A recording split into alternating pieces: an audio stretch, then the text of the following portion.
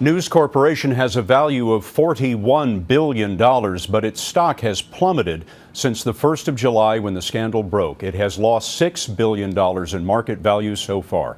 The resignation of Les Hinton, the CEO overseeing the Wall Street Journal, was announced after the market closed today. Elaine Quijano joins us now with the late-breaking developments.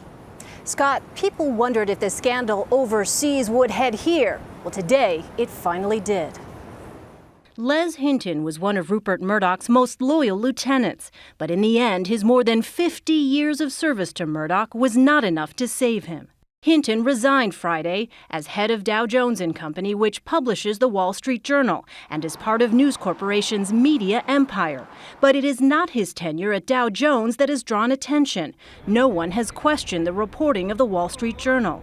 Instead, it's his 12 years from 1995 to 2007 as chairman of Murdoch's News International that's under scrutiny, amid scandalous and possibly criminal reporting tactics, including voicemail hacking by company employees. One of them, Andy Coulson, who went on to become an aide to the British Prime Minister. I believe absolutely that Andy did not have knowledge of what was going on. This may be why Hinton is in trouble. In 2007, he told members of a British parliamentary committee he believed only one journalist, Clive Goodman, had been involved in any wrongdoing.